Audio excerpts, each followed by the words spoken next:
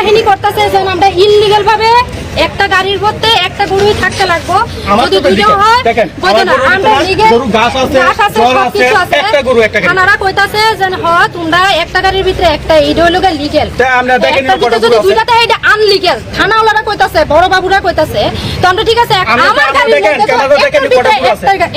একটা গরু আছে, গরু সবকিছু আছে, কিন্তু তারপরে সবকিছু ঠিক আছে, কাগজপত্র আমি দিলাম, সবকিছুই দিলাম, সব ঠিক আছে। থানাওয়ালারা কইতাছে, এসপি বাবু কইতাছে ঠিক আছে তোমার লিগেল। এবারে আমি গেলাম যখন সন্ধ্যার সময়, ইফতার আমি রোজা রাখছি, ইফতার করে যখন সন্ধ্যার সময় কইলাম, এবার তারা কইতাছে এসডিএম পারমিশন।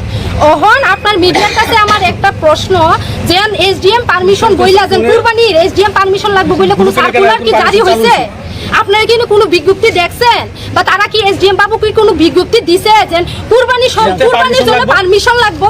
তারা নতুন কইরা দারোগা বাবু, এসপি বাবু কিভাবে কথা কইতাছে? একটা পরে একটা বাহানা ধরে কবো আরএসএস এর লগে তারা যুক্ত। আমি তো কবো তারা যুক্ত না হইলে আজকে 12 ঘন্টার পরে এই গরুটা তইলে সারা অক্ষণ তো সারা ভারতবর্ষে এবং সারা ত্রিপুরাতে এবং আগরতলা রাজনগর গরু আছে প্রত্যেকটা বাড়িতে। তো প্রত্যেকটা বাড়ি থেকে যান আপনারা তদন্ত করুন। এসডিএম এর কোখানে পারমিশন আছে, তদন্ত করুন আপনারা। কেন 3 গরুর জন্য আপনারা কেন? আমি তো বৈধ, আমার কাগজপত্র সব লিগেল, আমি তো বৈধ, কেন তো আমার গাড়ি কেন আটকালো? আর এসডিএম পারমিশন থানা বাবু, এসপি বাবু বললো এসডিএম পারমিশন কোথায় দেওয়া আছে? কোন লিগেল? আপনারা তো আমরা দেখে দেবেন প্রেস মানে এখন এসপি বাবুর প্রশ্ন করেন।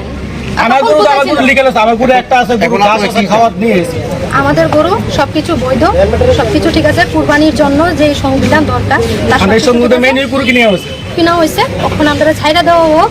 এবং আমরা পুলিশ প্রোটেকশন, যেহেতু এখানে আরএসএস আছে, তারাও আমরা হুমকি টুমকি দিতেছে, পুলিশ প্রোটেকশন দিয়ে পাবে বাড়িতে পৌঁছাই দাও, আমরা যাতে কালকে কুরবানি করতে পারি।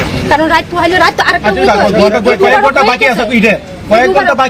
আমরা যদি ওখানে এনে থানা থাকি, আমি কোন সময় কালকে নামাজ কোন সময় পড়বো আর কোন সময় ওখানে আমার মুখ্যমন্ত্রীর কাছে আবেদন, আপনি যদি দেখা থাকেন, আমার যদি কথা দেখতে থাকেন, আপনার কি পদক্ষেপ এটা আমার দেখার।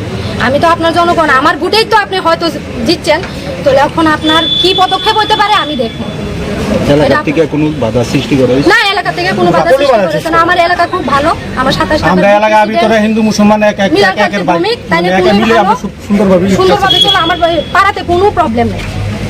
একজনের বিপদে একজন আমরা পাশে থাকি।